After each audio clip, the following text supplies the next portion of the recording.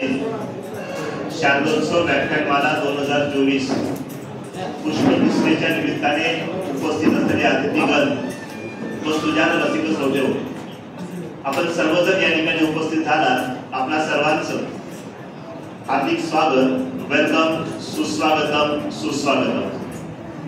मित्रो, स्त्रीची रूपे दामिनी तू, रणरागिणी तू, साहसी तू, स्वाभिमानी तू, भगवंत जन्म घेई उदरी तिच्या, अशी जगत जननी तू, अशी जगत जननी तू।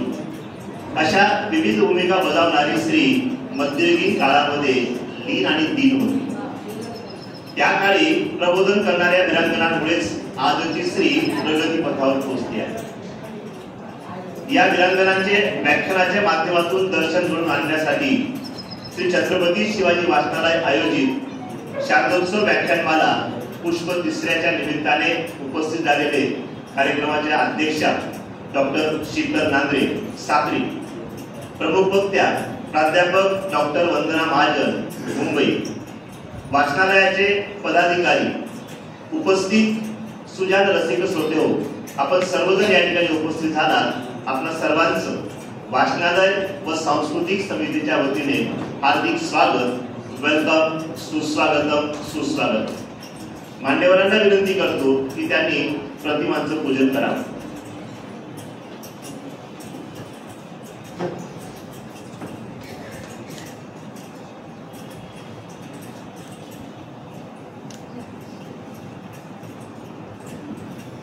विद्येची आराध्य देवता माँ सरस्वती आणि स्वराज्य रक्षक छत्रपती शिवाजी महाराज यांच्या प्रतिमांचं पूजन मान्यवर करतायत।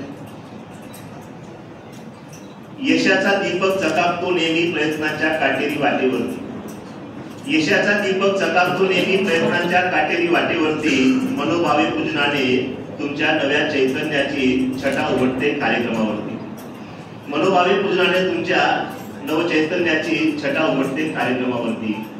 आजच्या कार्यक्रमाच्या अध्यक्षा डॉक्टर शीतल नांद्रे, प्रमुख वक्त्या प्राध्यापक डॉक्टर वंदना महाजन, वाचनालयाचे सन्माननीय पदाधिकारी प्रतिमा पूजन करतायत। मान्यवरांना विनंती करतो की त्यांनी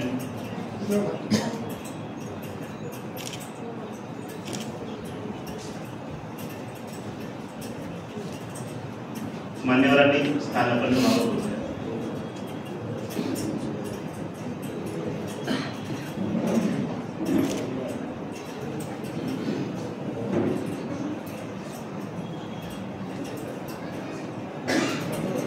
अतिथी परिचय व सत्कार समारंभात प्रथमतः अध्यक्ष,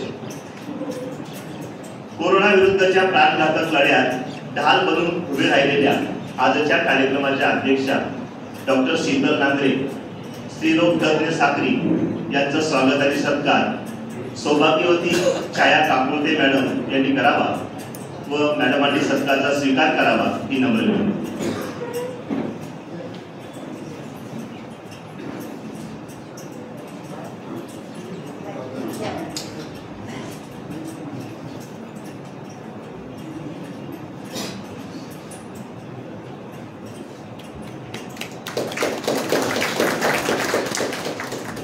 धन्यवाद मॅडम।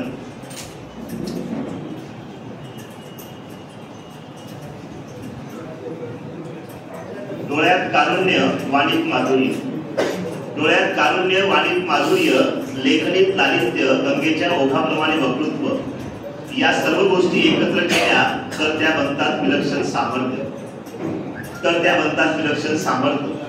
अशा वाणी आणि लेखनीत सामर्थ्य ज्यांच्याकडे आहे त्या आजच्या प्रमुख वक्त्या प्राध्यापक डॉक्टर वंदना महाजन मुंबई, एक व्यासंगी, बहुश्रुत, महात्मा ज्योतिराव फुले, डॉक्टर बाबासाहेब आंबेडकर आणि स्त्रीवादी चळवळीतील कार्यकर्त्या व विचारवंत म्हणून त्यांची ओळख आहे।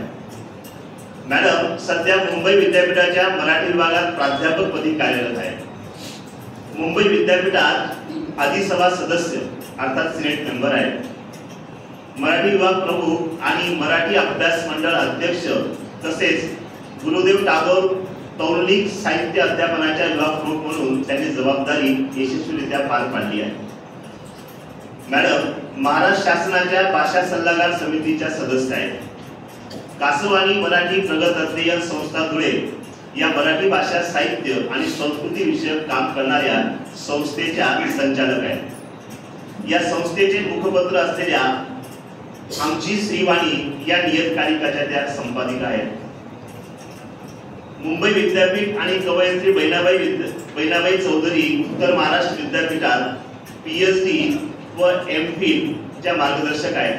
आतापर्यंत त्यांच्या मार्गदर्शनाखाली 7 PhD व 5 MPhil संशोधक विद्यार्थ्यांनी आपले संशोधन कार्य पूर्ण केले आहे. प्राध्यापक वंदना महाजन यांचे 11 ग्रंथ प्रकाशित झाले आहेत. त्यात वादळवाट हा काव्यसंग्रह व 4 संपादित ग्रंथांचा समावेश आहे. त्यांच्या श्रीवाद आणि मराठी साहित्य या ग्रंथाला दाते स्मृती संस्था वर्धा यांच्यातर्फे आनंदीबाई इंगळे तिगावकर श्रीवादी साहित्य पुरस्कार आणि साहित्यप्रेमी भगिनी मंडळ पुणे यांच्यातर्फे डॉक्टर हेवी इनामदार वैचारिक ग्रंथ पुरस्कार त्यांना प्राप्त झाले आहेत. चैतन्य सेवाश्रम संघ नागपूर यांच्यातर्फे राज्यस्तरीय सावित्रीबाई फुले आदर्श शिक्षिका पुरस्कार त्यांना मिळालेला आहे. यमुनाबाई मानव संस्था धुळे यांच्यातर्फे डॉक्टर बाबासाहेब आंबेडकर ज्ञान साधना पुरस्कार मिळाला आहे. सयाजीराव गायकवाड विद्यापीठ बडोदा, स्वामी रामानंद मराठवाडा विद्यापीठ नांदेड, डॉक्टर बाबासाहेब आंबेडकर मराठवाडा विद्यापीठ छत्रपती संभाजीनगर या विद्यापीठांच्या अभ्यास मंडळ सदस्य म्हणून काम केले आहे. SNDT विद्यापीठ मुंबई आणि गोंडवान विद्यापीठ गडचिरोली या विद्यापीठाच्या तसेच मुंबई विद्यापीठाच्या परिक्षेत्रातील देवरूख महाविद्यालय देवरूख आणि बिर्ला महाविद्यालय कल्याण येथील मराठी अभ्यास मंडळावर विद्यमान सदस्य म्हणून त्या कार्यरत आहेत. एका खानदेश कन्येची देदीप्यमान कामगिरी निश्चितच गौरवास्पद आहे. अशा प्राध्यापक वंदना महाजन यांचा वाचनालय आणि सांस्कृतिक समितीच्या वतीने सत्कार करतील साक्री नगर पंचायतीच्या बांधकाम सभापती सौभाग्यवती उज्ज्वला भोसले मॅडम यांनी करावा व महाजन मॅडमांनी सत्कारचा स्वीकार करावा ही नम्र विनंती.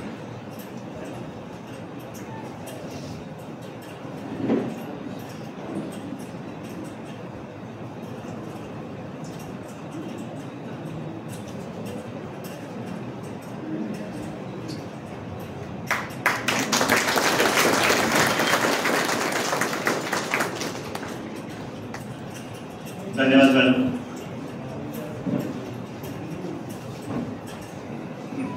मित्र, आजच्या वक्त्यात प्राध्यापक डॉक्टर वंदना महाजन यांच्या व्याख्यानाचा विषय आहे प्रबोधन पर्वातील वीरांगना आणि विषय मांडण्यासाठी आमंत्रित करतो प्राध्यापक डॉक्टर वंदना महाजन यांना.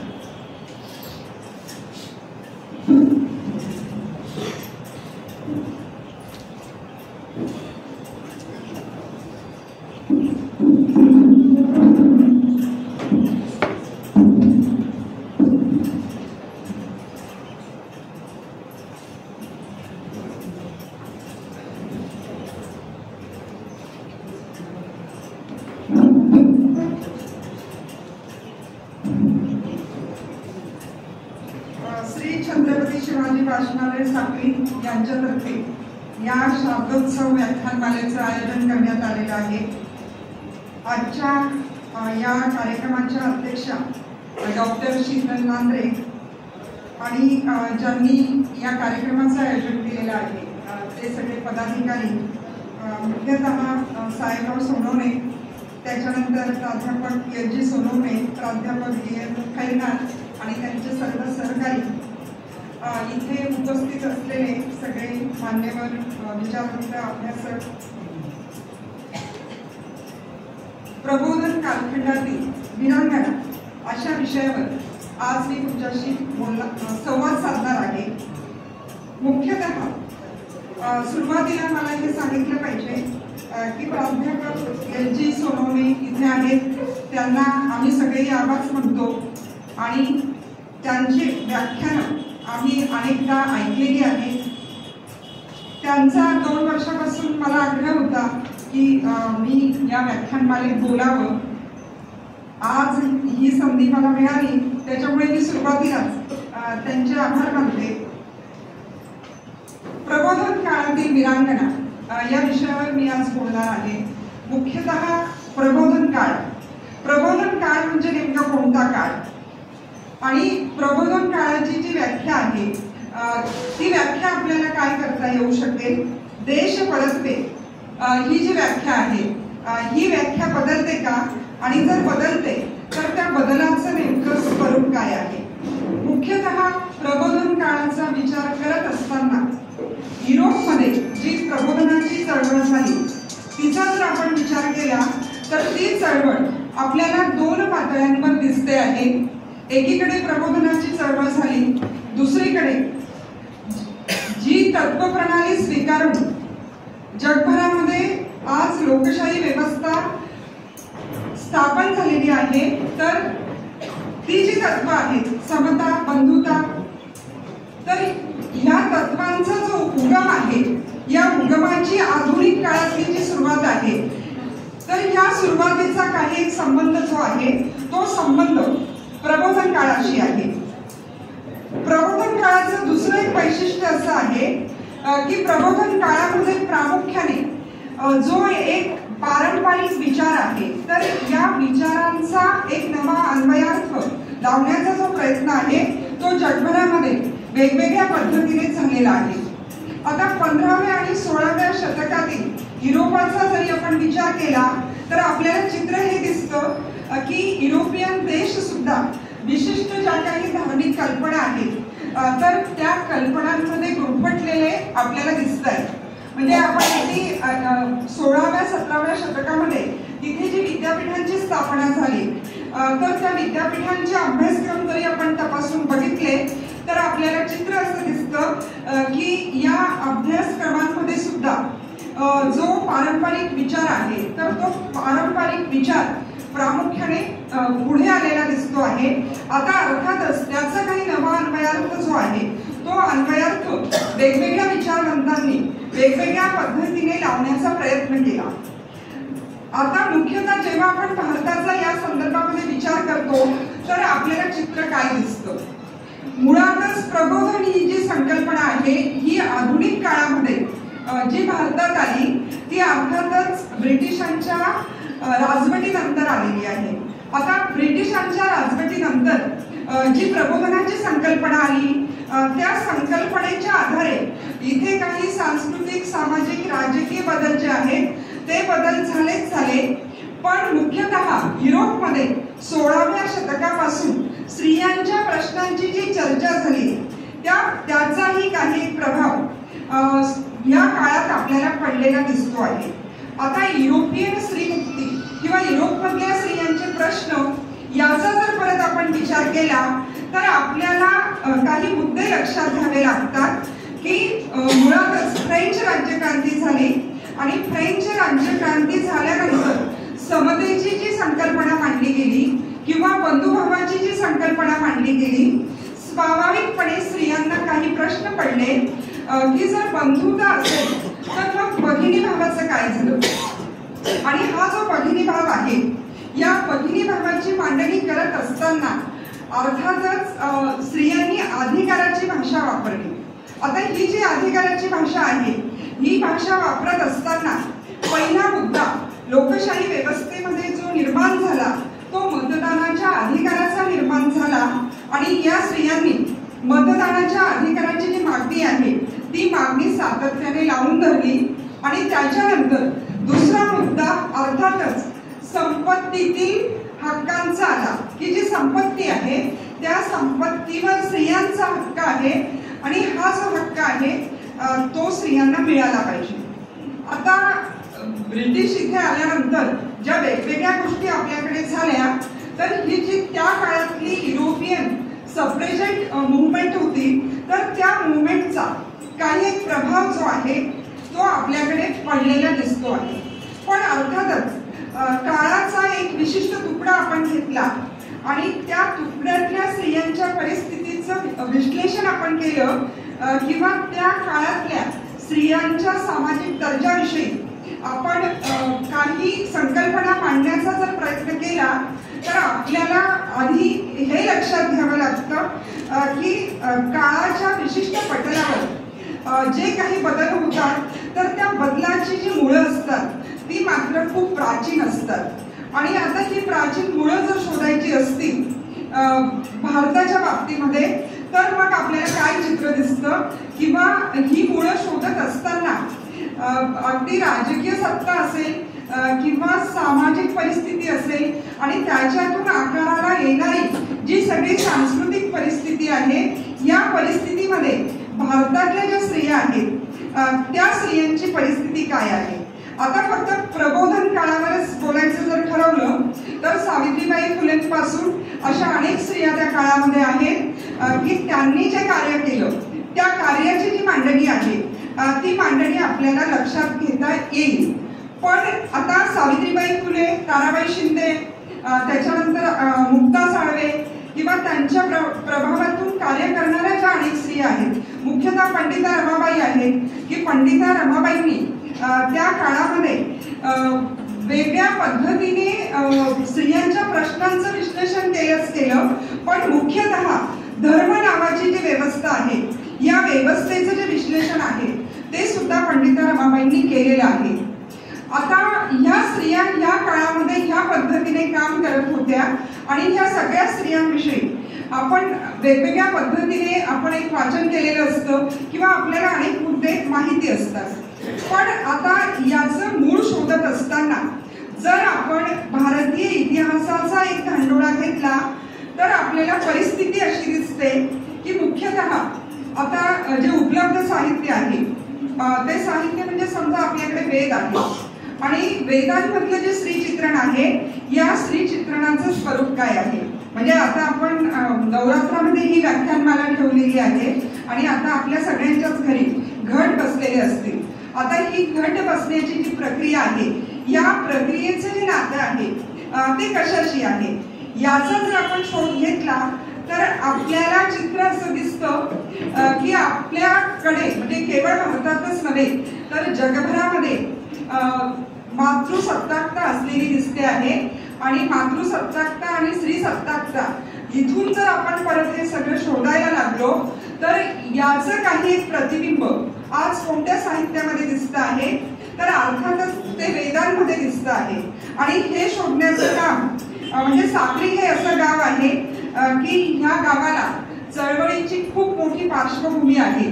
अनेक वेगवेगळ्या पद्धतीच्या चळवळी इथे झालेल्या आहेत आणि मुख्यतः जी सत्यशोधक चळवळ आहे की सत्यशोधक चळवळ ही महाराष्ट्रातलीच नव्हे तर भारतातली अशी एकमेव चळवळ आहे की सत्यशोधक चळवळ ही गावगाड्यापर्यंत पोहोचलेली चळवळ आहे। आणि त्या गावगाड्यातल्या सगळ्यात शेवटच्या माणसाचे जे प्रश्न आहेत ते सत्यशोधक चळवळीने लक्षात घेतलेले आहेत। तर त्या सत्यशोधक चळवळीची एक पार्श्वभूमी जी आहे ती साक्रीला आहे असं मी बऱ्याचदा ऐकलं आहे, मी अभ्यास केलेला आहे। आता स्त्रियांच्या प्रश्नाचं मूळ समजून घेताना किंवा अगदी प्रबोधन काळातल्या स्त्रिया समजून घेत असताना मुख्यतः कॉम्रेड शरद पाटील ज्या पद्धतीची मांडणी करतात तर ही मांडणी अनेक अर्थाने महत्त्वाची आहे। ती महत्त्वाची याच्यासाठी आहे की ते मातृसत्ताक व्यवस्थेविषयी बोलतात आणि मातृसत्ताक व्यवस्थेविषयी बोलत असताना ते एक मुद्दा मांडतात। अर्थातच माफुआ म्हणजे मार्क्सवाद, फुलेवाद आणि आंबेडकरवाद यांचं सुरुवातीच्या काळामध्ये त्यांनी केलेलं एकत्रीकरण आणि मुख्यतः शोषण आणि गुलामगिरी हे जे मुद्दे आहेत यांची चिकित्सा करत असताना स्त्रियांचं जे शोषण आहे त्या शोषणाची जी पातळी आहे ती पातळी नेमकी काय आहे याची ते चिकित्सा करतात। आणि ती चिकित्सा करत असताना ते असं म्हणतात की संपूर्ण जगामध्ये जी आदिम व्यवस्था होती तर ही आदिम व्यवस्था ही मातृसत्ताक होती। आता मातृसत्ताक असण्याचं कारण परत त्यांनी जे दिलेलं आहे ते असं म्हणतात की जनावरांचे जे कळप आहेत ते कळप ज्या न्यायाने मातृसत्ताक असतात त्याच न्यायाने ही जी व्यवस्था आहे ती मातृसत्ताक व्यवस्था होती। आता मातृसत्ताकता आणि ह्या मातृसत्ताकतेतून ते ज्या स्त्रीसत्ताकतेची मांडणी करतात ती मांडणी करत असताना आता इथे सत्ता आलेली आहे, म्हणजे स्त्रियांची असली तरी ती सत्ता आहे. आता जिथे सत्ता असते तिथे समानता असते का? म्हणजे आज आपण लोकशाही व्यवस्थेमध्ये जगत आहोत आणि लोकशाही व्यवस्थेमध्ये ही सत्ता आहे आणि सत्ता असल्यामुळे मग समानता जी आपल्याला अभिप्रेत आहे त्या समानतेचं नेमकं काय होतं याचा विचार मांडत असताना त्यांनी एक मुद्दा मांडलेला आहे. ते असं म्हणतात की ह्या काळामध्ये जरी स्त्री सत्ता असली तरी संपूर्ण समानता नव्हती, तर सत्तेची जी सूत्र होती ती स्त्रियांच्या हातामध्ये होती. आणि ज्या गण व्यवस्थेचं विश्लेषण कॉम्रेड शरद पाटील करतात आणि त्या गण व्यवस्थेची जी नायिका आहे म्हणजे ज्या प्रमुख स्त्रिया होत्या त्याच्यातल्या एका स्त्रीविषयी ते भाष्य करतात आणि ती स्त्री म्हणजे निरुती. आणि घटस्थापनेचा जो उत्सव आपण करतो तर घटस्थापनेचा उत्सव हा निरुतीचा उत्सव आहे. आणि ही मांडणी करत असताना खरं म्हणजे आम्ही साहित्य शिकवतो, आबांनी खूप वर्ष साहित्य शिकवलं आणि साहित्यामध्ये आम्ही जेव्हा मानसशास्त्रीय समीक्षा शिकवतो आम्ही मनाविषयी बोलतो त्यावेळेस आम्ही फ्रॉइडचं उदाहरण देतो की फ्रॉइड नावाचा जो विचारवंत आहे त्याने मानवी मनाचं संशोधन केलं आणि मानवी मनाचे जे वेगवेगळे स्तर आहेत त्या स्तरांची जी मांडणी आहे ती त्यांनी पुढे आणली आणि मग पुढे त्यांचे जे काही सहकारी होते तर त्यांनी याच्याविषयीची वेगवेगळी जी मांडणी आहे ती पुढे आणली. कॉम्रेड शरद पाटील यांनी याच्याविषयी काही उदाहरणं दिलेली आहेत. अर्थात ती उदाहरणं ही बुद्ध साहित्यातली आहेत की बुद्धांच्या प्रभावामध्ये जे जे साहित्य निर्माण झालं त्याच्यात दिग्नाग नावाचा जो विचारवंत आहे तर ह्या दिग्नागनी जी मांडणी केली ती माफुआनंतर त्यांनी परत पुढे आणली. आणि ही मांडणी करत असताना माणसाची जाणीव आणि नेणीव याच्याविषयीचं जे भाष्य आहे ते भाष्य त्यांनी पुढे आणलं आणि त्याच्यात ते असं म्हणतात की जाणीवेमध्ये जे आपण करत असतो तर त्याच्यात अनेकदा माणसाची नेणीव जी असते ती मोठ्या प्रमाणामध्ये कार्यरत असते. आता शरद पाटलांची भाषा खूप अवघड आहे आणि ती समजून घेणं हा सुद्धा एक वेगळा असा एक भाग आहे. पण तरीही मला असं वाटतं की जेव्हा आपण स्त्रियांच्या प्रश्नांविषयी बोलतो, भारतीय स्त्रियांचे प्रश्न आपण समजून घेतो, अगदी प्रबोधन काळातल्या स्त्रिया ज्या पद्धतीने तत्कालीन व्यवस्थेला एक विरोध करत होत्या, त्या संघर्ष करत होत्या, तर ह्या संघर्षाचं जे मूळ आहे ते मूळ आपल्याला ह्या मांडणीमध्ये दिसतं. आणि मुख्यतः दुसरी मांडणी याच आधारावर त्यांनी जी केलेली आहे की वेदपूर्व संस्कृती जी आहे जिला आपण सिंधू संस्कृती असं म्हणतो तर ही वेदपूर्व संस्कृती ही मातृसत्ताक व्यवस्था होती, ही स्त्रियांची व्यवस्था होती. आता आपण घटस्थापन करत असताना आपण धान्य पेरतो. आता इथे हे धान्य पेरणं जे आहे ते खरं म्हणजे आपली जी व्यवस्था आहे मुळातली ही म्हणजे शेतीची व्यवस्था, कृषी व्यवस्था. तर ह्या व्यवस्थेचं हे प्रतीक आहे की धान्य पेरणं आणि मग ते उगवणं आणि याचा संबंध परत जो आहे तो स्त्रियांच्या सर्जनाशी आहे की स्त्री ही सर्जन करते, ती अपत्यांना जन्म देते. आता हे अपत्यांना जन्म देणं जे आहे ही तिची क्रिएटिव्हिटी आहे आणि त्याच्यामुळे तिचं जे नातं आहे ते नातं कशाशी आहे तर ते नातं सर्जनाशी आहे. आणि कृषी संस्कृती जी आहे तिचा जो शोध आहे किंवा पेरणीचा जो शोध आहे तो शोध जर कुणी लावला असेल तर तो शोध स्त्रियांनी लावलेला आहे. आता आपल्याकडे आपण ज्या ज्या देवींचा उल्लेख करतो, आता खरं म्हणजे परत आपल्याकडे जे असं प्रत्येक काळामध्ये एक काय म्हणूया त्याला की अशी जी संमिश्रता आलेली आहे विचारांमध्ये, तर त्या संमिश्रतेमध्ये आता ही जी मांडणी आहे ती पुढे कशी न्यायची हा आपल्या सगळ्यांपुढचा एक प्रश्न आहे. कारण वैदिक आणि अवैदिक ज्याला कॉम्रेड शरद पाटील हे ब्राह्मणी आणि अब्राह्मणी म्हणतात त्याच्या संघर्षाचं मूळ सुद्धा ते मातृसत्ताक आणि पुरुष सत्ताक म्हणजे स्त्री सत्ताकता आणि पुरुष सत्ताकता याच्या आधारे त्यांनी ती मांडणी केलेली आहे. आणि याच्यामध्ये सिंधूपूर्व संस्कृती ही मातृसत्ताक व्यवस्था होती, पण पितृसत्ताक जी व्यवस्था आहे ही व्यवस्था ही वैदिकांची व्यवस्था आहे किंवा वैदिक विचारांमधून ही व्यवस्था पुढे आलेली आहे.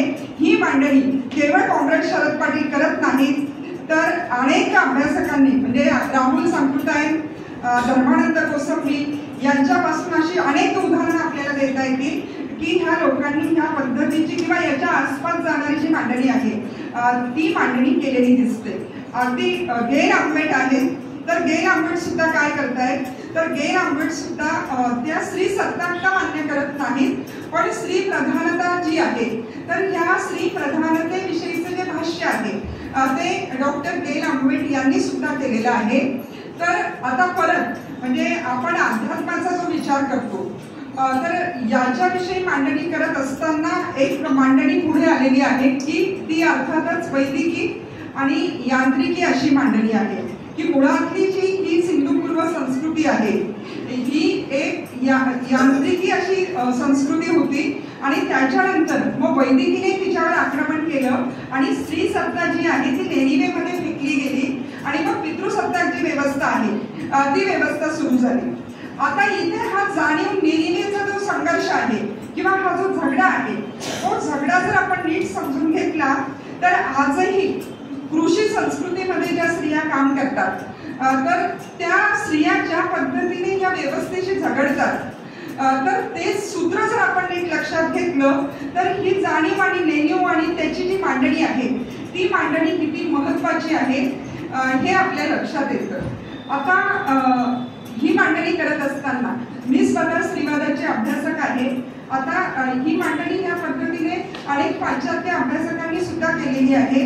पण आता ह्या मांडणीचं प्रयोजन काय किंवा आता ह्या मांडणीकडे आपण कोणत्या दृष्टिकोनातून बघणार आहोत आणि इक्वॅलिटीचा जो अर्थ आहे तो अर्थ आपण स्त्रियांच्या पातळीवर कसा आणि काय लावतो. म्हणजे खूपदा असं होतं की स्त्रीमुक्ती किंवा स्त्रीवाद ह्या ज्या गोष्टी आहेत त्या जरा अंगावर येणाऱ्या वाटतात की अरे हे काय आहे, म्हणजे स्त्रीमुक्ती काय आणि कोणती मुक्ती स्त्रियांना पाहिजे आहे किंवा स्त्रीवादामध्ये कसली मांडणी होते आहे. केवळ काही पाश्चात्य देशांमध्ये जे काही घडलं त्याच्या आधारे इथल्या स्त्रियांना मुक्ती पाहिजे का, या बऱ्याच मुद्द्यांशी ते मुद्दे जोडून ती चर्चा पुढे नेली जाते. मला असं वाटतं की भारतीय परिप्रेक्षामध्ये याची मांडणी करत असताना आपल्याला हे लक्षात घ्यावं लागतं की पाश्चात्यांचं अनुकरण, आता अनुकरण कोणत्या गोष्टींचं करायचं आणि कोणत्या गोष्टींचं करायचं नाही याचा विवेक जो आहे तो विवेक प्रत्येक माणसाकडे असावा लागतो. आणि कोणत्याही मांडणीमध्ये विवेकाचा जो मुद्दा आहे तो जर अग्रभागी असेल तर मला असं वाटतं की तर ती मांडणी व्यवस्थित पुढे जाऊ शकते. दुसरा मुद्दा जो आहे तो अर्थातच तुम्ही जेव्हा एखाद्या व्यवस्थेला आव्हान देतात, तुम्ही जेव्हा ती व्यवस्था उद्ध्वस्त करण्याचा प्रयत्न करतात, म्हणजे चांगल्या अर्थाने ज्याला आपण एक सम्यक विद्रोह असं म्हणतो की असा विद्रोह तुम्ही मांडतात, मग तो प्रश्न कदाचित स्त्रियांचा असेल, कदाचित जातीचा प्रश्न असेल, कदाचित धर्माचा प्रश्न असेल, तर ही सगळी मांडणी करत असताना आपल्याला विवेकाचा जो मुद्दा आहे तो बाजूला ठेवून चालत नाही. स्त्री प्रश्नांच्या बाबतीमध्ये हे जे गोंधळ आहे त्याचं उत्तर देत असताना आपल्याला हा मुद्दा लक्षात घ्यावा लागतो की आता प्रश्न जो आहे तो इक्वॅलिटीचा आहे, हा समानतेचा मुद्दा आहे. इथे कधी काही स्त्री सत्ता होती, मग आता पुरुष सत्ता आहे, मग आता परत पुरुष सत्ता बाजूला पडली पाहिजे आणि स्त्रियांची सत्ता आली पाहिजे असं कुठल्याही सिद्धांतामध्ये आजपर्यंत तरी कुणी मांडलेलं नाही आणि तसं मांडण्याची काही शक्यता पण नाही. पण किमान स्त्रियांविषयी आज जे काही घडतं आहे, आपल्या आजूबाजूची जी आज परिस्थिती आहे की केवळ तरुण स्त्रिया नव्हे, तरुण मुली नव्हे, तर शाळेत जाणाऱ्या ज्या लहान लहान मुली आहेत त्या मुली सुद्धा आज आपल्या सुरक्षित नाही. म्हणजे उद्या उठून कदाचित असं एक वातावरण निर्माण होऊ शकतं की मुलींना शाळेत कसं पाठवायचं. म्हणजे ज्या काळाविषयी आता आपण बोलणार आहोत तो काळ असाच होता की मुलींना शाळेत कसं पाठवायचं आणि का पाठवायचं. म्हणजे ती परिस्थिती परत येते की काय, इतके स्त्रियांविषयीचे जे प्रश्न आहेत आज ते व्यवस्थेमध्ये बिकट झालेले आहेत आणि याला तोंड देत असताना आपल्याला हे लक्षात घेतलं पाहिजे की समानतेचे जे मुद्दे आहेत ते मुद्दे फक्त स्त्रियांनी बोलून परिस्थिती बदलेल असं नव्हे, तर याच्यामध्ये पुरुषांचा तितकाच समान सहभाग जो आहे तो सहभाग असणं आवश्यक आहे. मुख्यतः स्त्रियांच्या पातळीवर विचार करत असताना नेहमी असं म्हटलं जातं की स्त्रियांना घडवलं जातं. म्हणजे अगदी आमची सिमोन द बोआज जी आहे तीही असंच म्हणते की कोणतीही बाई ही बाई म्हणून जन्माला येत नाही, तर व्यवस्था काय करते की व्यवस्था तिची जी जडणघडण आहे ती बाई म्हणून करते. आजच्या परिस्थितीमध्ये आपल्याला हा विचार केला पाहिजे की जे स्त्रियांच्या बाबतीत होतं आहे, म्हणजे आता प्रश्न खूप पुढे गेलेले आहेत. आता स्त्री आणि पुरुष याच्या पलीकडे थर्ड जेंडर जे आहे आणि त्यांचे जे असंख्य प्रश्न आहेत. म्हणजे परत जेव्हा आपण लिंगभावाचा विचार करतो तर लिंगभावाचा विचार करत असताना त्याच्यामध्ये फक्त स्त्री आणि पुरुष येत नाहीत, तर थर्ड जेंडरचे जे प्रश्न आहेत ते सुद्धा त्याच्यामध्ये येतात. पण मुख्यतः स्त्रियांचा आणि पुरुषांचा विचार करत असताना स्त्री जशी घडवली गेली तसा पुरुष सुद्धा घडवला गेलेला आहे. म्हणजे एखादी मुलगी किंवा स्त्री ज्यावेळेस रडते त्यावेळेस रडणं हे स्त्रियांचा स्वभावच आहे, ती रडतेच. पण जेव्हा पुरुष रडायला लागतो तेव्हा मात्र त्याला असं म्हटलं जातं की अरे काय पुरुषासारखा पुरुष तू बाईसारखा रडतो आहे. किंवा एक विधान जे आहे ते सहज आपल्याकडे केलं जातं, अरे तू काय बांगड्या भरल्या आहेत का. आता हे जे आहे तर इथे अडचणी आहेत. आणि ह्या ज्या अडचणी आहेत त्या अडचणी अशा आहेत की बाईला जसं बाई म्हणून घडवलं गेलेलं आहे तसं पुरुषाला सुद्धा पुरुष म्हणून घडवलं गेलेलं आहे. आज आपण जगभरातली जर परिस्थिती लक्षात घेतली, म्हणजे आता आपण स्त्रियांविषयी बोलत आहोत पण आपण एक युद्ध अशी संकल्पना घेतली आणि युद्धावर आपण आता बोलायचं ठरवलं किंवा स्त्रिया आणि युद्ध यांचा काही संबंध आहे का असं आपण तपासून बघायचं ठरवलं तर संबंध असतोच. म्हणजे स्त्रिया आणि युद्ध यांचा काही संबंध नाही असं म्हणण्याचं काही कारण नाही. इतिहासामध्ये आपल्याला दिसतं की तो संबंध आहे. पण जेवढा थेट संबंध पुरुष व्यवस्थेचा, पुरुष सत्तेचा आणि युद्धाचा येतो तेवढा थेट संबंध स्त्रियांचा नाही. की ज्या विशिष्ट परिस्थितीमध्ये स्त्रिया वापरल्या जातात, कधी त्या विशिष्ट धर्माच्या म्हणून वापरल्या जातात, कधी त्या विशिष्ट जातीच्या म्हणून वापरल्या जातात, तर त्याच पद्धतीने आपण युद्ध ही संकल्पना ही लक्षात घेतली तर त्या युद्धामध्ये स्त्रियांचा वापर जो आहे तो वेगवेगळ्या पद्धतीने केला जातो.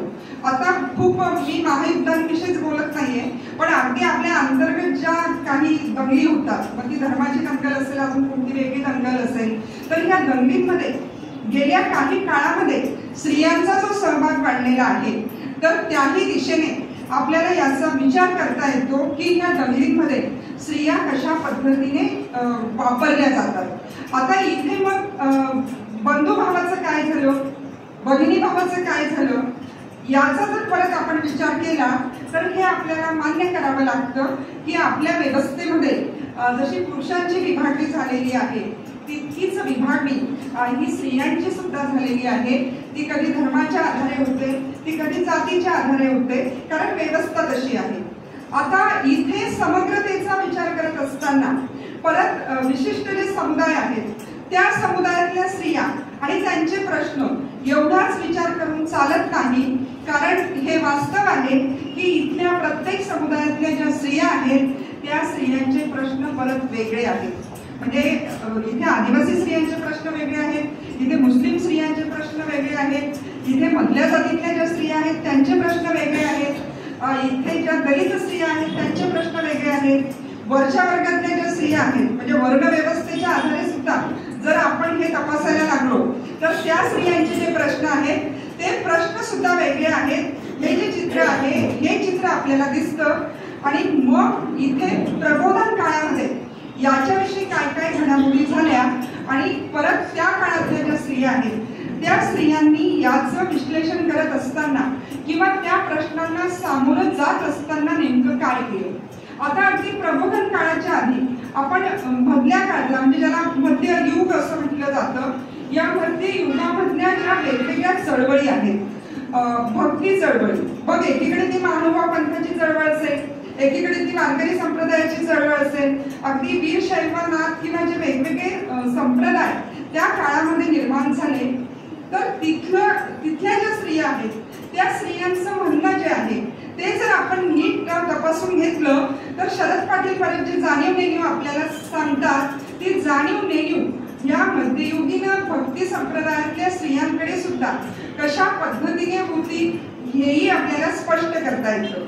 मुख्यतः श्रीमुक्तीचा आद्यस्वर हा कोणत्या साहित्यामध्ये आधी म्हणजे आद्यस्वरच आहे तो, आणि तो कोणत्या साहित्यात उमटला याची चिकित्सा जर आपण करायला लागलो तर एकीकडे आपण भक्ती चळवळीत असं म्हणू शकतो की जनाबाई ज्या आहेत, जनाबाई ज्या पद्धतीने त्या काळात लिहित आहेत, तर ह्या जनाबाई स्त्रीमुक्तीविषयीच बोलत आहेत किंवा स्त्रियांच्या मुक्तीची संकल्पना म्हणजे तत्कालीन जो अध्यात्मवादी विचार होता तर त्याच्यामध्ये ही संकल्पना काय असली पाहिजे याच्याविषयीची मांडणी जनाबाई आपल्या सगळ्याच अभंगांमध्ये करतात.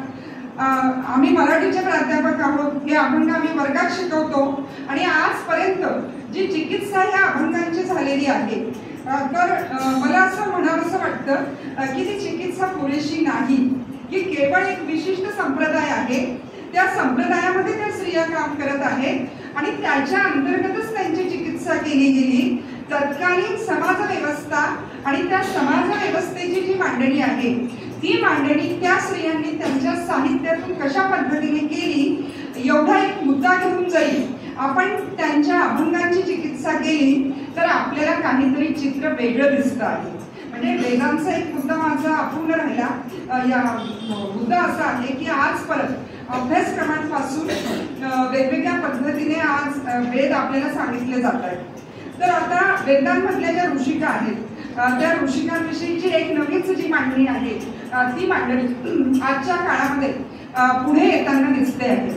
मुळामध्ये वेदांची जी चिकित्सा आहे ती चिकित्सा कोणत्या पद्धतीने केली पाहिजे किंवा त्याच्याकडे कोणत्या दृष्टिकोनातून बघितलं पाहिजे.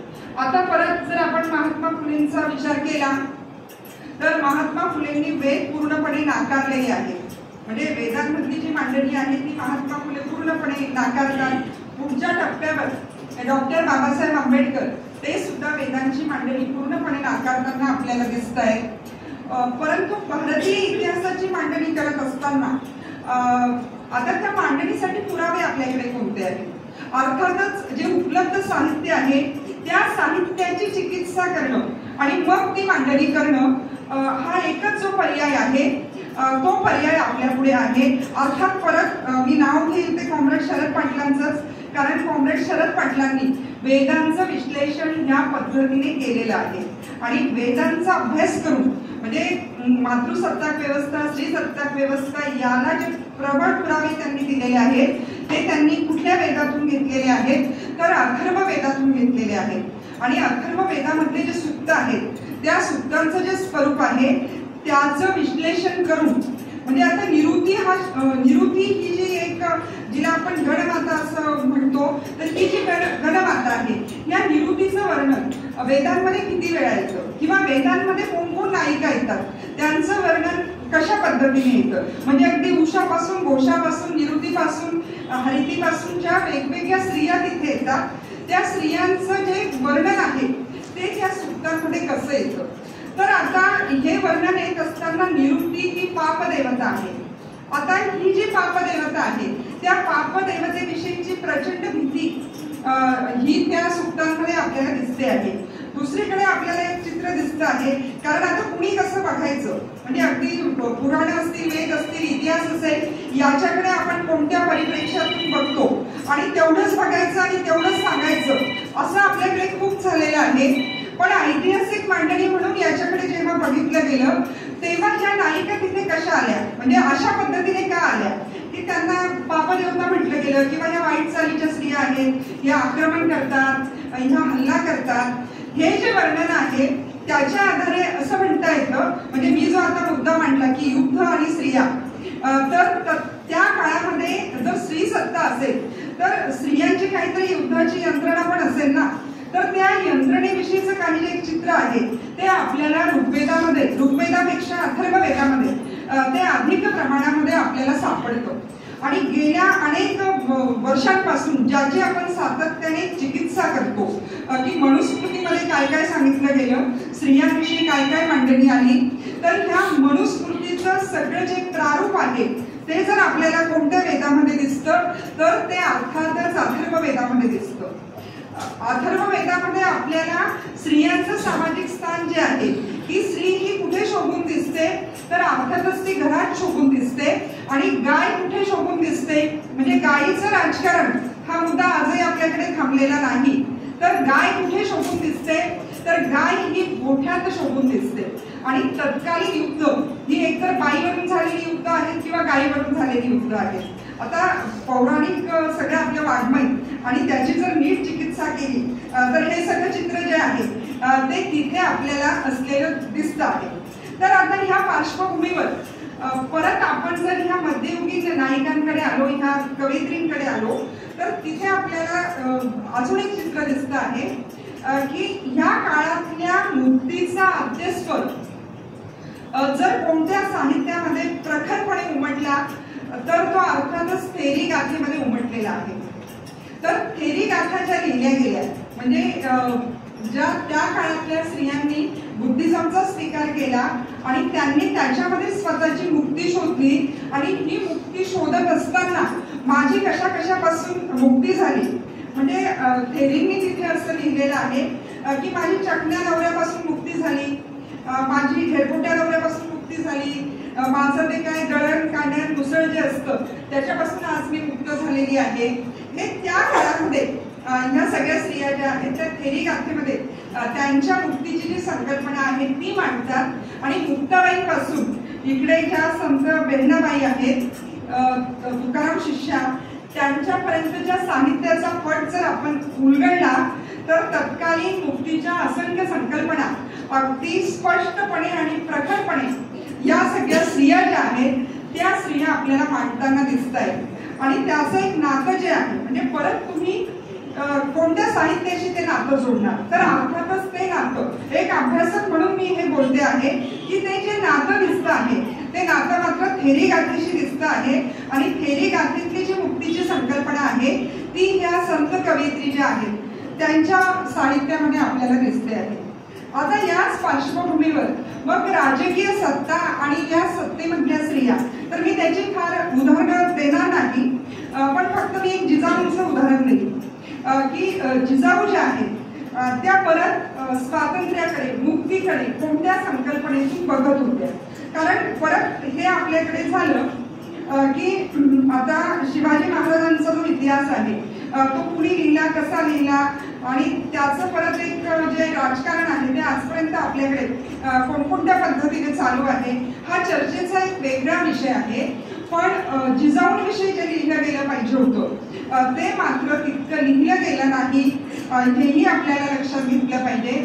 आणि राजकीय सत्ता जी आहे या राजकीय सत्तेविषयी ती सत्ता आणि सामाजिकता, समाज म्हणजे काय तर समाज म्हणजे समाजामध्ये राहणारी माणसं आणि मग ही माणसं आणि त्यांचे प्रश्न आणि त्यांच्यामध्ये म्हणजे प्रजा जी आहे त्या प्रजेविषयीचं जिजाऊंचं जे म्हणणं आहे ते जर आपण लक्षात घेतलं तर समतेचं राज्य काय असतं किंवा समता काय असते तर याचं एक मॉडेल जे आहे ते जिजाऊंच्या डोळ्यासमोर स्पष्ट होतं. आणि ते जे मॉडेल आहे ते मॉडेल त्यांनी शिवबांच्या समोर ठेवलं आणि त्या पद्धतीने तत्कालीन म्हणजे शिवकाळ हा असा काळ आहे की लोकशाही व्यवस्थेतली अनेक जी तत्व आहेत जी आपल्या संविधानामध्ये मांडली गेलेली आहेत तर ही तत्व आपल्याला राजकीय दृष्टिकोनातून कुठे दिसत आहेत तर ती आपल्याला शिवकाळामध्ये दिसत आहेत. आणि याच्यामध्ये जिजाऊंचा म्हणजे अनेक उदाहरणं घेता येतील पण हे एक महत्त्वाचं उदाहरण आहे की त्यांचा जो वाटा आहे तो इथे खूप मोठा आहे. आणि सत्तेतला सहभाग म्हणजे परत जाणीव नेणीव आणि मातृसत्ताकता स्त्रीसत्ताकता यांच्याशी जिजाऊंचं नातं अलीकडे काही अभ्यासक या पद्धतीने मांडणी करताना आपल्याला दिसत आहेत. तर ह्या पार्श्वभूमीवर मग आपण जर वसाहत काळाकडे आलो तर ह्या वसाहत काळाचं जे चित्र आहे ते चित्र आपल्याला काय दिसत आहे. मुख्यतः महाराष्ट्राचा विचार करत असताना परत म्हणजे एक पेशवाईची राजवट आणि पेशवाई संपणं आणि ब्रिटिशांची सत्ता येणं त्याच्यातून एक भौतिकवादी आधुनिक मूल्य व्यवस्था जी आहे ती आधुनिक मूल्य व्यवस्था येणं आणि त्याचबरोबर स्त्री प्रश्नांच्या पातळीवर तिकडचा जो एक विचार होता, मग सफ्रेजेट मुवमेंट पासून ते पुढचा सगळा विचार, तर त्या विचारांचा प्रभाव घेऊन आलेले ब्रिटिश.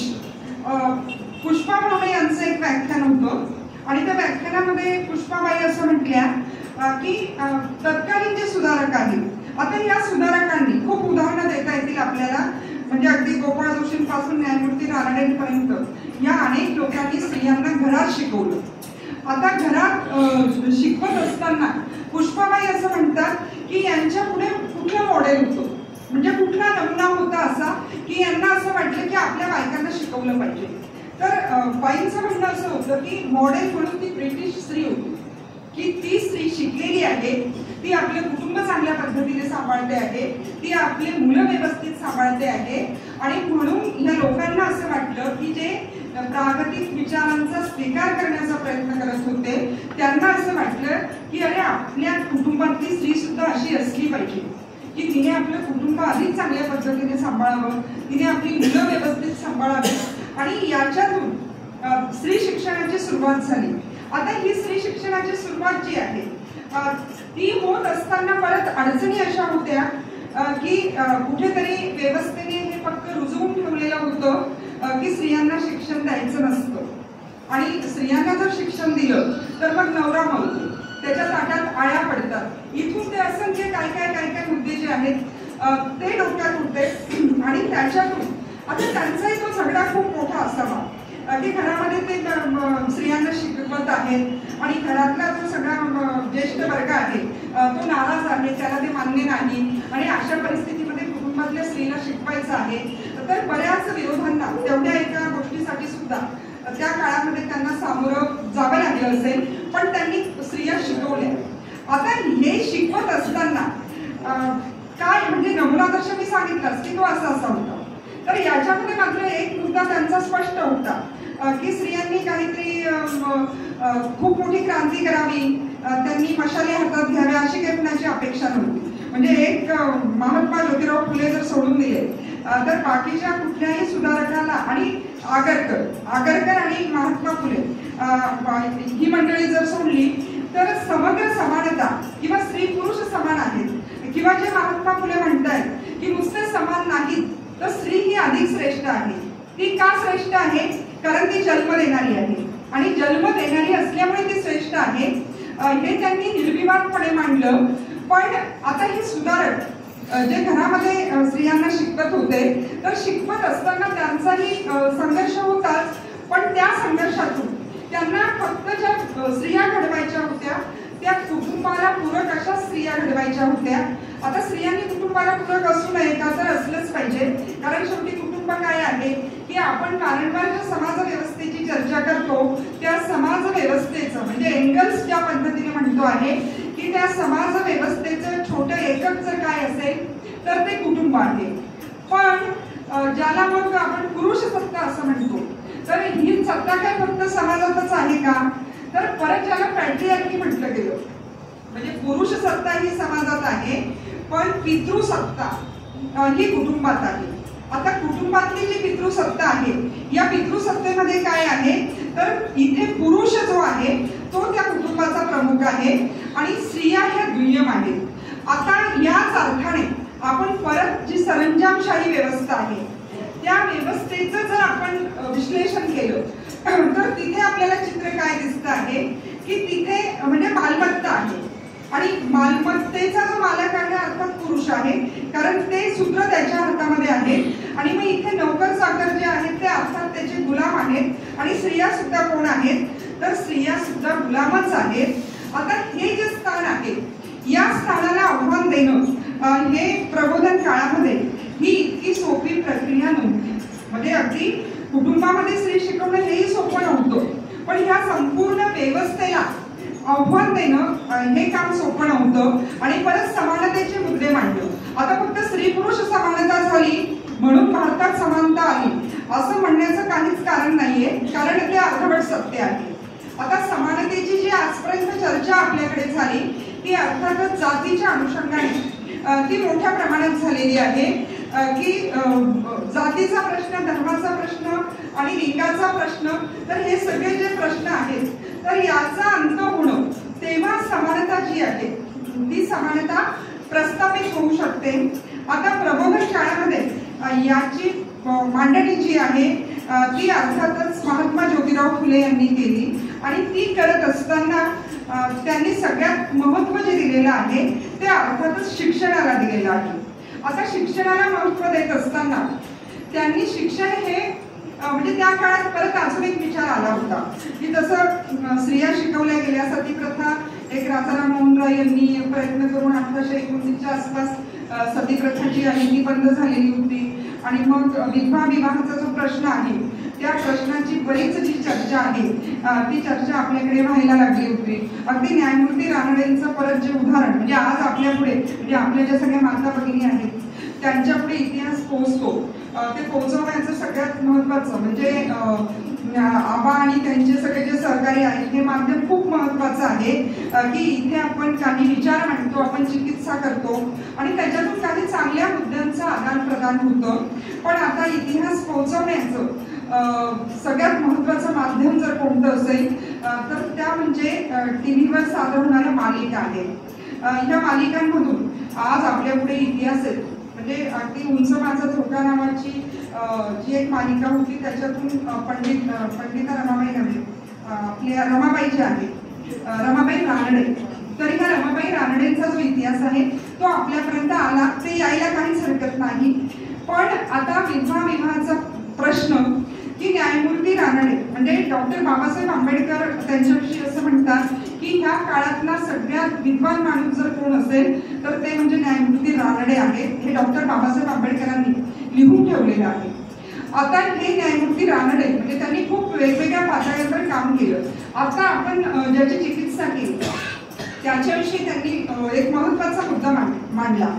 त्यांचं राईज ऑफ मराठा पॉवर नावाचं एक पुस्तक आहे आणि त्या पुस्तकामध्ये ते असं म्हणतात की शिवाजींनी जे म्हणजे आपण ते वेगळ्या पद्धतीने ऐकतो की हे राज्य होईल स्त्रीची इच्छा वगैरे तो मुद्दा आपण बाजूला ठेवूयात, पण असं समतामूलक एक राज्य असावं ही जी संकल्पना आहे ती प्रत्यक्षात उतरवताना त्याला पूरक वातावरण जर कुणी निर्माण केलं असेल तर ते भक्ती चळवळीने केलेलं आहे. ही मांडणी त्यांनी केलेली आहे. आता भक्ती चळवळीकडे बघण्याचे वेगवेगळे दृष्टिकोन आहेत.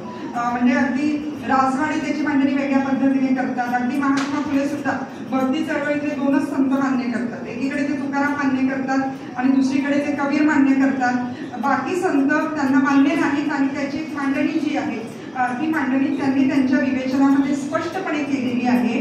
पण आता इथे आपण सध्याच्या काळामध्ये सांस्कृतिक राजकारण किंवा जी सांस्कृतिक व्यवस्था आहे त्या व्यवस्थेविषयी जेव्हा आपण ऐकतो आता या सांस्कृतिक व्यवस्थेमध्येही स्त्रियांचा सहभाग खूप मोठा असतो.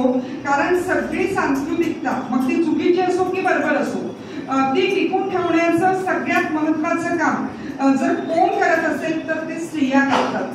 कारण त्यांना ते शिकवलंच जातं की हा आपला समाज आहे, ही आपली संस्कृती आहे आणि ही संस्कृती तुम्हाला काय करायची आहे की ती तुम्हाला सांभाळायची आहे.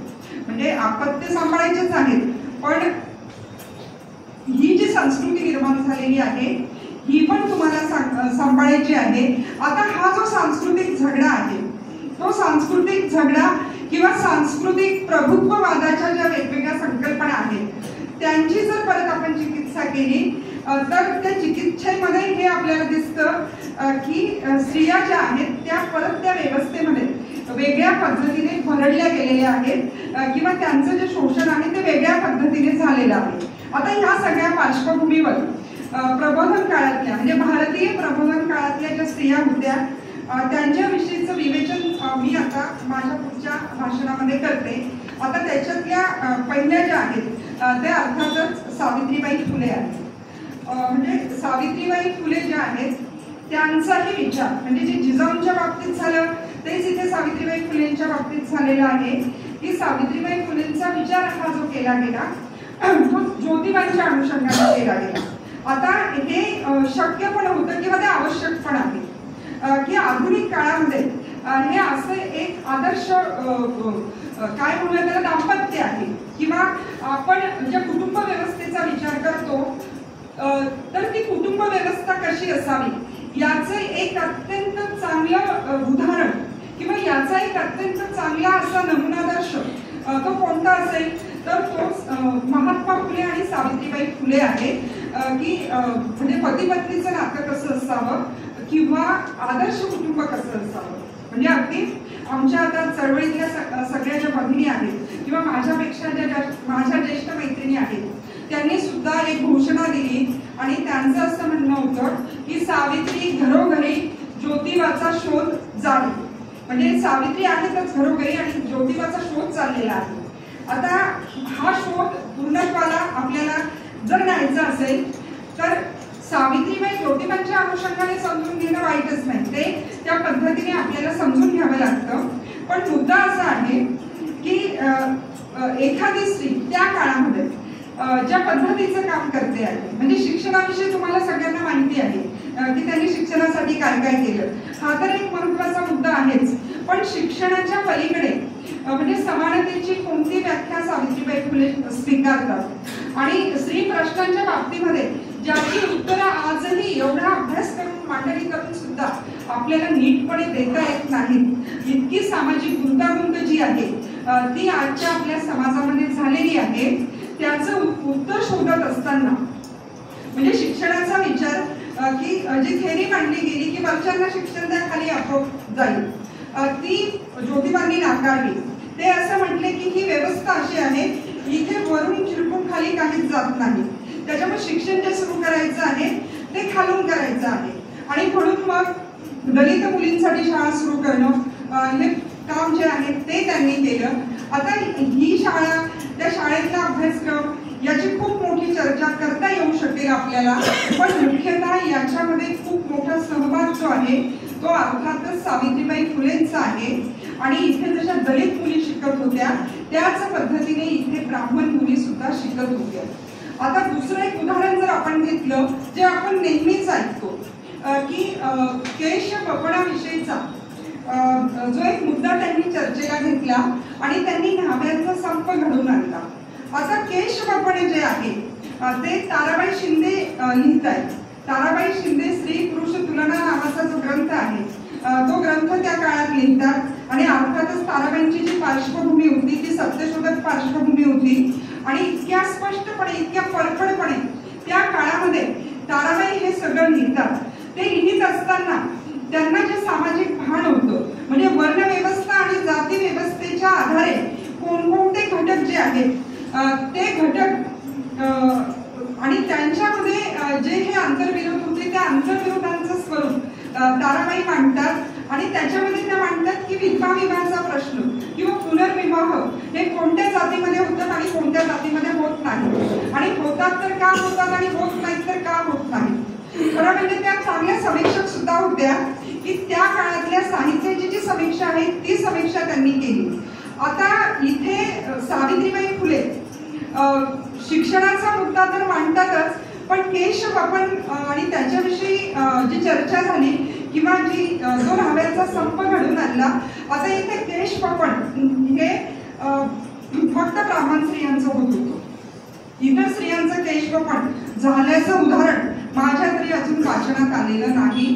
केश बपणाची जी प्रथा होती ती अर्थातच ब्राह्मण स्त्रियांमध्ये होती आणि त्याला विरोध करण्यासाठी म्हणजे ब्राह्मण स्त्रियांचा तो मानवी हक्क आहे आणि त्या हक्कापासून म्हणजे केस पाडवण्यासारखा हक्क.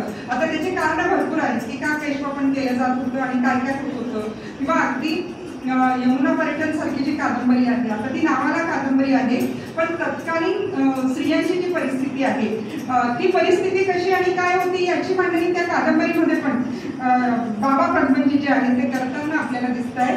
तर याच्या विरुद्ध संघर्ष उभारणं हे काम मला असं वाटतं की याच्यामध्ये सगळ्यात मोठा सहभाग जर कुणाचा असेल तर तो अर्थातच सावित्रीबाई फुलेंचा होता. दुसरं म्हणजे बाल हत्या प्रतिबंधक गृहाची स्थापना. आता बाल हत्या प्रतिबंधक गृह जे स्थापन झालं ते कोणत्या स्त्रियांसाठी झालं की ज्या स्त्रिया विधवा आहेत आणि ज्या स्त्रिया विधवा आहेत आणि त्यांचा काहीतरी गैरवापर झाला त्याच्यातून त्यांना दिवस गेले आणि त्याच्यामुळे आत्महत्या करण्याशिवाय दुसरा कुठलाही पर्याय उरला नाही अशा स्त्रियांसाठी बाल हत्या प्रतिबंधक गृहाची जी स्थापना आहे ती सावित्रीबाई करतात। या काळामध्ये पुण्यामध्ये आणि मुंबईमध्ये पोस्टर लागतात की अशा कुणी बहिणी जर असतील तर त्यांनी आमच्याकडे यायचं आहे, आम्ही त्यांची सुटका करू, ते बाळ आम्हीच सांभाळू आणि तुम्ही तुमचं जीवन जे आहे ते जगायला मुक्त आहात। आता इथे म्हणजे आजच्या काळामध्ये तरी हे शक्य आहे का की कोणत्या स्त्रियांसाठी कशा पद्धतीने काय केलं पाहिजे याचं जे भान आहे। आता इथे सुद्धा हे सांभाळायचं आणि सगळं काम जे आहे ते अर्थातच सावित्रीबाई फुलेंनी केलं, त्यांनी साहित्य निर्माण केलं। आम्ही कवितेचे अभ्यासक आहोत, आम्ही वर्गात कविता शिकवतो, पण आमच्या इतिहासकारांनी आजपर्यंत कधी सावित्रीबाईंच्या कविता मान्यच केल्या नाही। त्यांनी इतिहास जो लिहिला तो केशवसुतांपासून लिहिला आणि केशवसुतांच्या कितीतरी आधी सावित्रीबाई फुले कविता लिहितायत आणि त्या कवितेमध्ये त्या एकीकडे मुलांना शिकवण्यासाठी तर कविता लिहितातच, पण भारताचा समग्र इतिहास म्हणजे तारा राणीची आहे, तारा राणीची मांडणी आपल्याला कुठे दिसते आहे तर ती आपल्याला सावित्रीबाई फुलेंच्या कवितेमध्ये दिसते आहे। ताराबाईंवर सावित्रीबाई फुले या कविता करताना आपल्याला दिसतात। आता इतिहासाची मांडणी ही सावित्रीबाईंच्या ह्याच्यात येते, ज्योतिबांच्या ह्याच्यात येते। तर आता ह्या ज्या नायिका आहेत म्हणजे एकतर एकीकडे सावित्रीबाई फुले आहेत आणि सगळ्यात श्रीकृष्णला लिहिणाऱ्या ज्या आहेत ताराबाई शिंदे, तर ह्या ताराबाई शिंदे आणि खरं म्हणजे आता वर्गामध्ये जे शिकवलं जातं त्या शिकवण्याचा जो परिणाम आहे तो त्या विद्यार्थ्यांवर किती आणि कसा होतो। म्हणजे आता तर आपण नवं शैक्षणिक धोरण स्वीकारलेलं आहे आणि त्याच्यामध्ये बऱ्याच गोष्टी अभिप्रेत आहेत, ते चर्चेत जाण्याचं काही कारण नाहीये, पण त्यांच्याच शाळेतली मुक्ता साळवे नावाची जी एक मुलगी आहे, मुक्ता मान नावाची एक मुलगी, तर ही मुलगी एक निबंध लिहिते आहे आणि ज्ञानोदय हे जे त्या काळातले एक वृत्तपत्र आहे त्या वृत्तपत्रामध्ये तो निबंध जो आहे तो निबंध प्रकाशित झालेला आहे। आता ही जी मुक्ता आहे ती काही गंभीर प्रश्न उपस्थित करते आहे। अर्थातच तो प्रश्न जातीभेदाचा तर आहेच आहे, अस्पृश्यतेचा प्रश्न आहे, पण आता जी मांडणी आपण जिथून सुरुवात केली की इथे स्त्रियांचं सामाजिक स्थान बदललं की त्यांचे प्रश्न बदलतात आणि ती म्हणते की म्हणजे आमचा कोणता धर्म आहे तो आम्हाला सांगा तरी, आणि ती पुढे स्त्रियांचं दुःख मांडते की आमच्या जातीतल्या स्त्रिया ज्यावेळेस बाळांत होतात तर त्यांना कुणीही हात लावत नाही आणि मग त्या कशा तरी रस्त्यावर कुठेतरी त्या बाळांत होतात। आता ही काहीतरी 14-15 वर्षाची मुलगी ही अशा पद्धतीचे प्रश्न जे आहे ते प्रश्न मांडते आहे आणि समानतेचा जो मुद्दा आहे तो ती अधोरेखित करते आहे। पंडिता रमाबाई आहे। आता पंडिता रमाबाई यांच्या नावातच पंडिता आहे आणि त्या म्हणजे त्या काळामध्ये पंडिता रमाबाईंविषयी जे लिहिलं गेलं की वेद जे आहेत ते वेद त्यांचे मुखोद्गत होते आणि त्या वेदांवर आधी सुरुवातीला भाषण करायच्या, त्यांची सुरुवात जी आहे ती तिथून झाली। पण त्याच पंडिता रमाबाईंना जेव्हा हे सगळे विरोधाभास कळायला लागले तर त्यांचा जो प्रवास आहे तो ख्रिस्ती धर्म स्वीकारण्यापर्यंत झाला। आता ख्रिस्ती धर्म स्वीकारणं आणि परत त्या पद्धतीचं एक काम उभं करणं हे काम पंडिता रमाबाईंनी केलं। आता त्या काळामध्ये धर्म बदल करणं ही सोपी गोष्ट नव्हती। पंडिता रमाबाई ज्यावेळेस धर्म बदल करणार आहेत याची नुसती कुणकुण तत्कालीन सुधारकांना लागली तर एकदा सगळ्यांनी त्यांच्यावर हल्ला चढवलेला आहे आणि सगळ्यांनी त्यांना जवळजवळ वाळीत टाकलेला आहे। त्याच्यामुळे पंडिता रमाबाईंच्या आयुष्यामध्ये पुढे बरेच प्रश्न निर्माण झाले। आता त्यांची पाठराखण जर कुणी केली असेल तर ती फक्त आणि फक्त महात्मा फुलेंनी केलेली आहे। म्हणजे आज पंडिता रमाबाईंविषयी बोलणारी जी माणसं आहेत ते पण हे कधीच सांगत नाहीत की महात्मा फुले यांनी सबसाचे जे अंक काढले त्या अंकामध्ये ते खूप प्रश्न निर्माण करतात आणि ते म्हणजे जे ब्राह्मण आहेत ज्या ब्राह्मणांनी विरोध केला त्यांच्याविषयीचं थेट विश्लेषण ज्योतिबा त्या अंकामध्ये करतात आणि ते पंडिता रमाबाईंची पाठराखण करतात। कारण आता इथे परत अजून एक मुद्दा उपस्थित होतो की आपण धर्मव्यवस्थेकडे कसं बघतो हा खूप मोठा मुद्दा आहे। आता वेळेच्या अभावी मला फार त्याच्यात जाता येणार नाही, पण कुटुंब व्यवस्थेच्या बाबतीत मात्र परत फुलेंना अभिप्रेत असलेलं जे कुटुंब आहे ते कुटुंब कोणतं होतं. म्हणजे कुटुंब व्यवस्थेविषयी बोलताना फुले असं म्हणतात की ते स्वीकारणं आजही आपल्याला शक्य नाही. फुले असं म्हणतात की एकाच कुटुंबामध्ये, म्हणजे त्यांनी सत्यशोधक धर्म सांगितलाच, पण ते असं म्हणतात की एकाच कुटुंबामध्ये सगळ्या जाती धर्माचे लोक सुखाने राहू शकतात.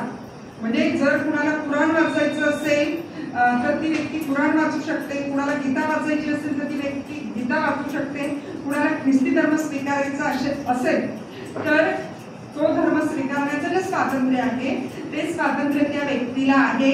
इतक्या व्यापक पातळीवर म्हणजे अनेक धर्माची आणि जातीची माणसं एकाच कुटुंबामध्ये गुण्या गोविंदाने राहू शकतात. ह्या कुटुंबाचं जे मॉडेल आहे ते मॉडेल महात्मा फुलेंनी आपल्या समोर ठेवलं आहे. आणि सत्यशोधक समाजाने तर अनेक आंतरजाती विवाह जे आहेत ते त्या काळामध्येही लावले होते. आता सत्यशोधक, तुमचं गावही सत्यशोधक गाव आहे, मला कधीतरी इथे फक्त सत्यशोधक समाजाचा अभ्यास करायला यायचं आहे. तर आता काही गावांमध्ये जे सत्यशोधक लग्न आज आपल्याकडे होतात तर त्याचं जर स्वरूप आपण बघितलं तर ते फक्त नावाला सत्यशोधक विवाह आहेत असं चित्र आपल्याला दिसतं. म्हणजे बाकी सगळं करायचं आणि मग त्या लग्नाला फक्त सत्यशोधक लग्न म्हणायचं असं काही एक चित्र जे आहे ते आपल्याला दिसतं आहे.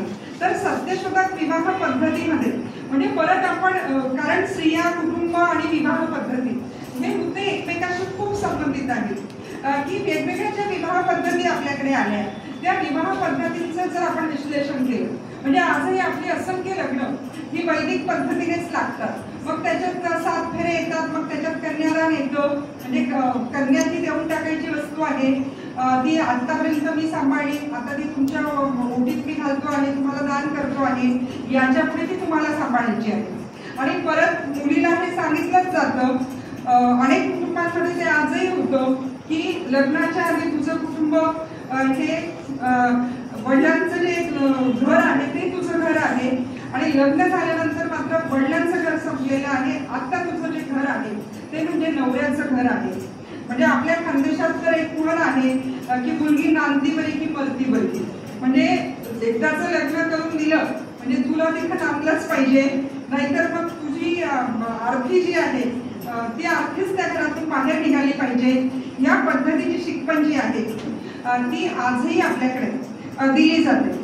आपण खरं म्हणजे याची परत एक अजून वेगळी जी मांडणी झालेली आहे ती आर्थिक दृष्टिकोनातून झालेली आहे की जसं सत्ता नावाचा जो एक घटक आहे तो तिथे कसा कार्यरत असतो त्याच पद्धतीने जी आर्थिक व्यवस्था आहे ती आर्थिक व्यवस्था तिथे कशी कार्यरत असते.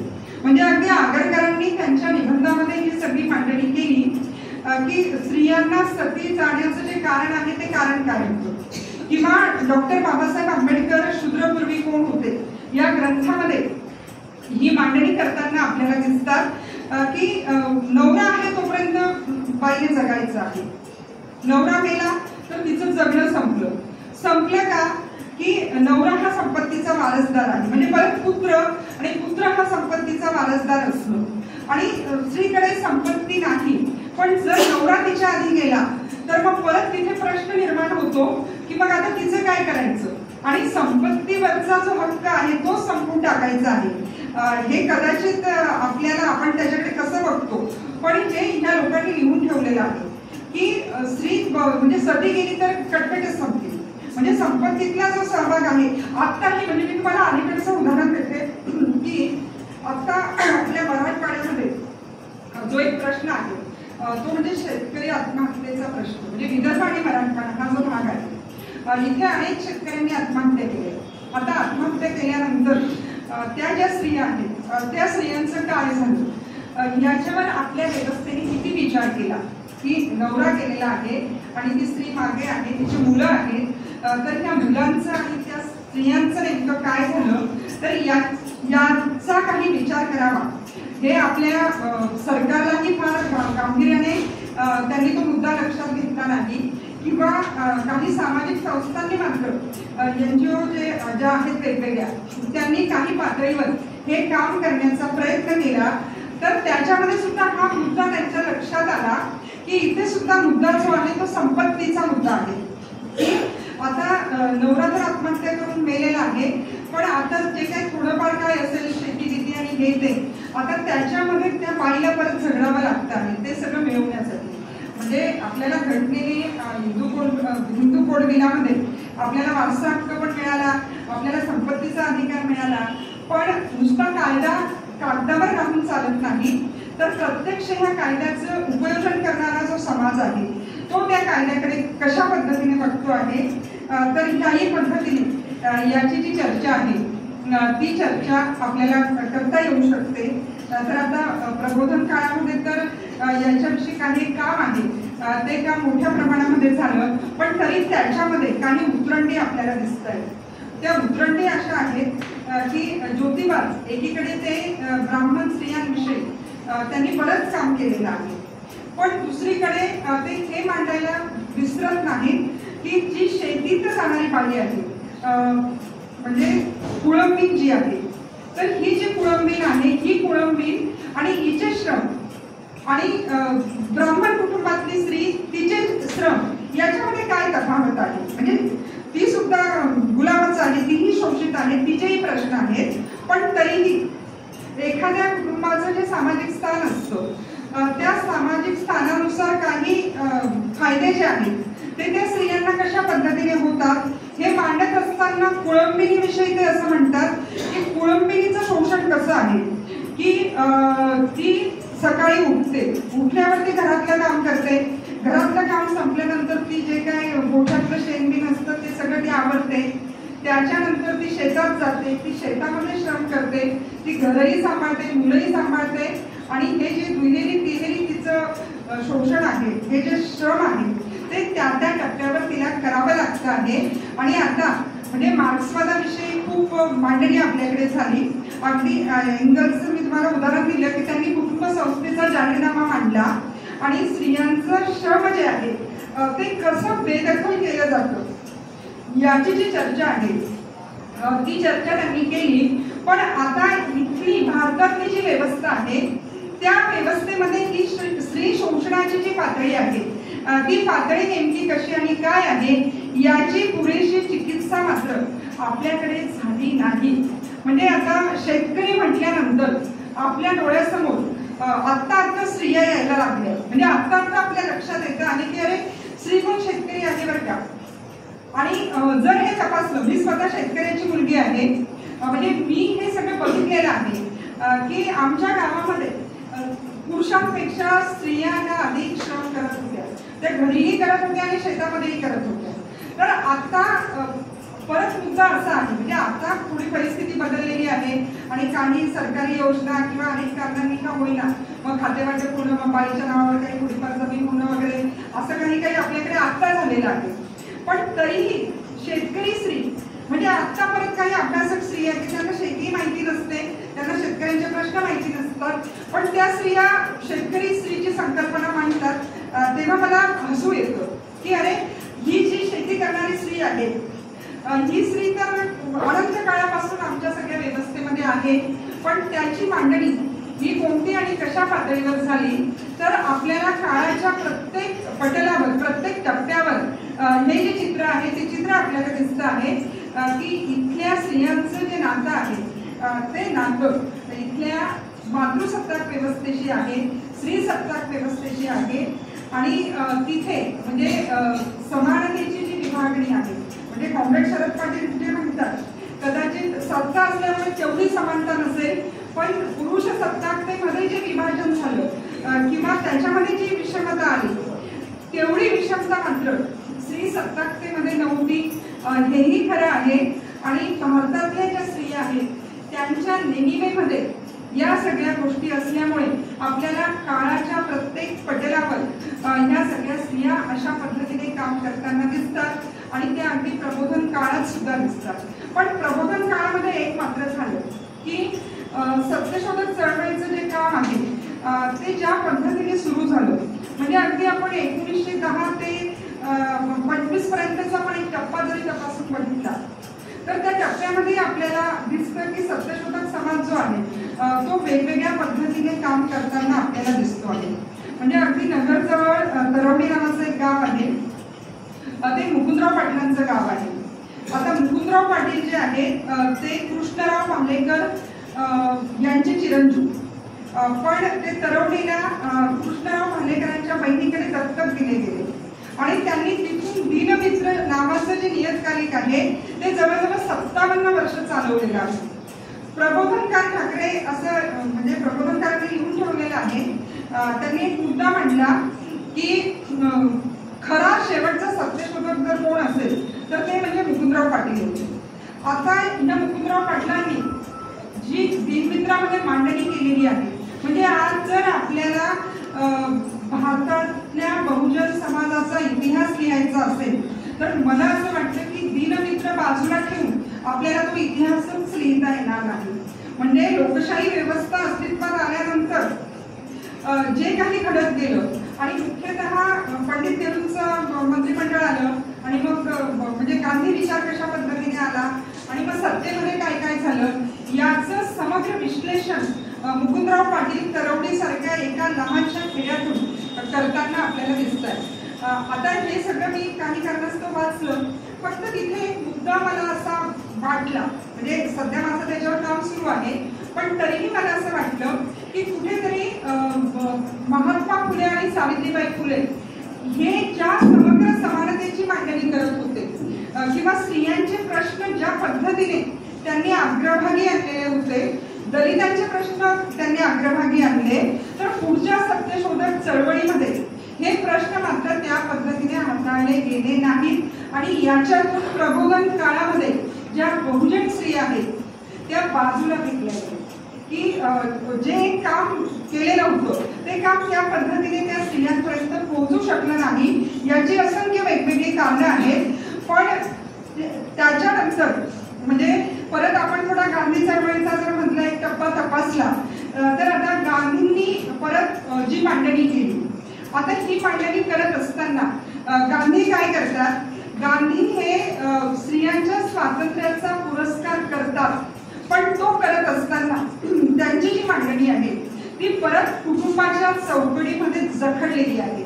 म्हणजे फुले ज्या पद्धतीने आपल्या पुढे एक वेगळं कुटुंब मांडतात तसं गांधी मांडत नाहीत आणि त्या मांडणीमध्ये विरोधाभास दिसतो की एकीकडे स्त्रियांचं स्वातंत्र्यही मान्य करायचं आणि दुसरीकडे नेमकं मग त्या मुक्तीची जी संकल्पना आहे ती कशी पुढे गेली पाहिजे याच्याविषयीची जी स्पष्टता आहे ती तिथे आपल्याला दिसत नाही.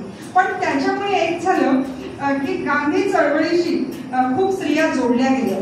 म्हणजे गांधी चळवळीमध्ये खूप मोठ्या प्रमाणामध्ये स्त्रिया सहभागी झाल्या. आता सत्यशोधक चळवळीचा विचार करत असताना परत एक चित्र आपल्याला असं दिसतं, अगदी आपल्या खानदेशातली सत्यशोधक चळवळ जरी आपण तपासून बघितली तरी आपल्याला 3-4 बाबी लक्षात येतात.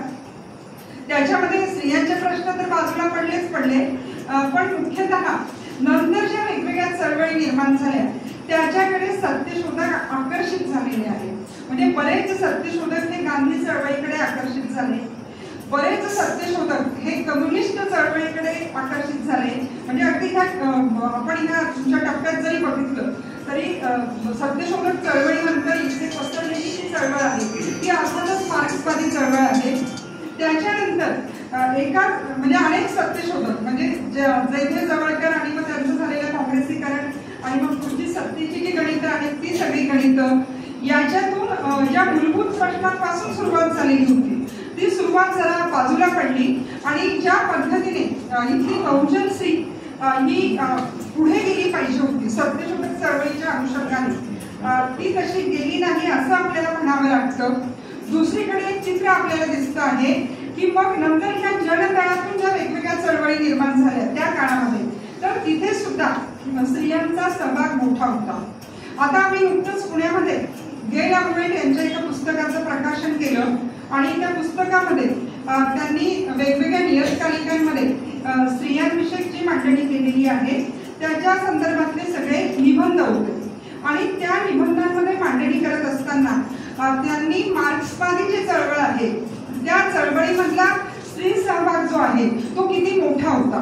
म्हणजे अगदी मग शरद जोशींचं जे आंदोलन होतं त्यांनी चांदकडला घेतलेली परिषद, त्याच्यातल्या स्त्रियांचा सहभाग आणि मग स्त्रियांचाच एक पक्ष आला पाहिजे याच्याविषयी काही झालेली मांडणी, तो विचार तसा पुढे गेला नाही, पण ती एक मांडणी केली गेली तर तिथपर्यंत स्त्रियांचा सहभाग जो आहे तो मोठ्या प्रमाणामध्ये दिसतो आहे.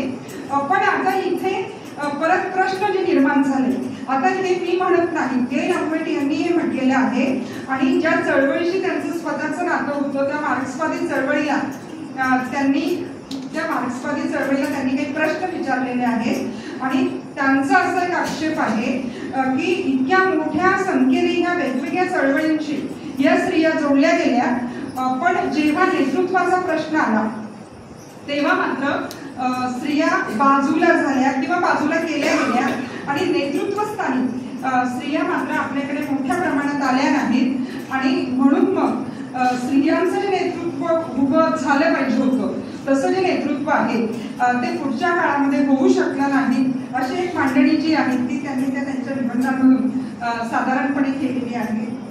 तर आता हा जो विषय आहे तो वेगवेगळे जे मुद्दे आहेत त्या मुद्द्यांच्या आधारावर मी तुमच्या पुढे मांडण्याचा जो प्रयत्न आहे तो प्रयत्न मी केलेला आहे आणि आता मला असं वाटतं की वेळ झालेला आहे, मी थांबते.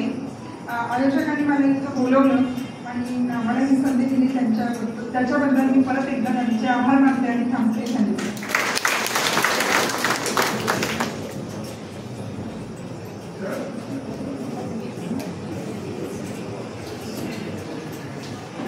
धन्यवाद मॅडम.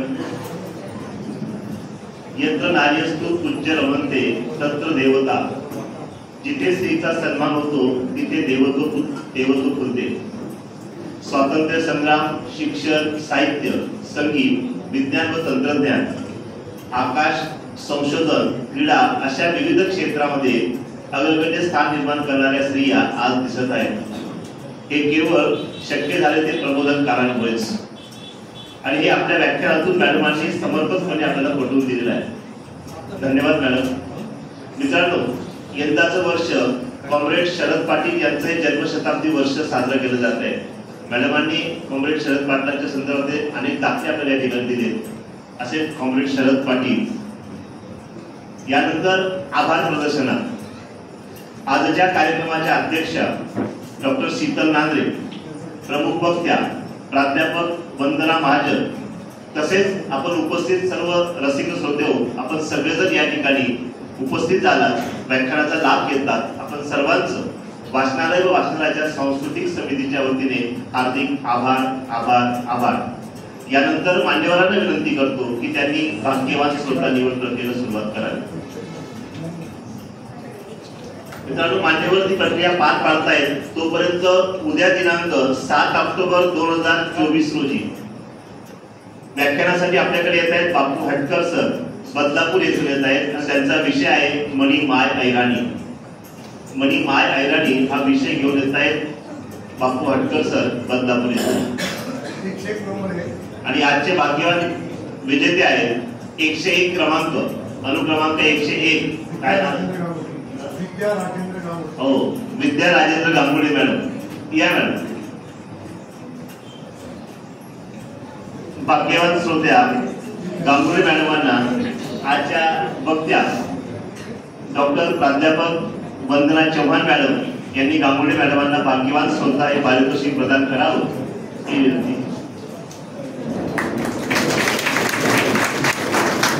धन्यवाद मॅडम. पुनश्च एकदा सगळ्यांचे आभार. आणि उद्याचा विषय मित्रांनो मणी माय ऐराणी, प्रमुख वक्ते आहेत बापू हटकर. आपण सगळ्यांनी उद्या देखील वेळेवर उपस्थित राहावं ही नम्र विनंती.